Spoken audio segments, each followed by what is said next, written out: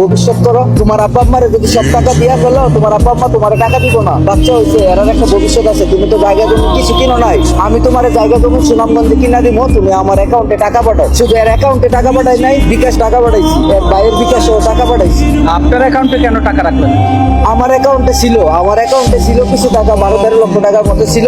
ওই টাকাটা উঠাইয়া আমি আপনার সৌদি আরবে দিয়েছিলাম। সৌদি আরবে নিয়ে যে কোনো একটা ব্যবসা বাণিজ্য কইরা পরে টাকাটা আমি আপনার বিকাশের মাধ্যমে এর মার কাছে পাঠাইছি বিভিন্ন ধরনের। এখন কি আপনার বাচ্চার আম্মুকে আপনি ফিরিয়ে আনবেন? না, এই তো মূলত দেহ ব্যবসা করে। এই ফিরে আনবো না, অনেক চেষ্টা করছি ভাইয়া, না ফিরে আসবো না। এর আমি অনেক চেষ্টা করছি, এই ফিরে আসবো না। আমার তো তুই তোর কর্ম কর, আমি আমার কর্ম কর, মরলে তো আমার হিসাব আমি দিব। তাহলে তোর চিন্তা কেন আমার নিয়ে? পরে আমি বললাম দেখো এই করতে ভালো না। প্রবাসীরা স্ত্রীদেরকে বিশ্বাস করা এটা কি আসলে ঠিক? না, এটা পুরোটাই ভুল। আসলে সব স্ত্রী তো সমান না। যদি ভালো মানুষের সন্তান হয় অবশ্যই বিশ্বাস করা যায়। আর যদি ওই কুলাঙ্গার, তাহলে তো লাইফ নষ্ট। আমার মতো এরকম না রাস্তায় নামাই দিব। বিশ্বাস করবেন, আমার পকেটে শুধু 300 টাকা। আমার আপনি 1000 টাকা দিয়ে দিছে।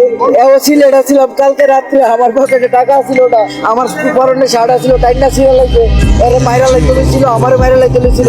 পরে এক ধরনের আমি বলে কোনো মতো ব্যাগটা নিয়ে আইছি। এখন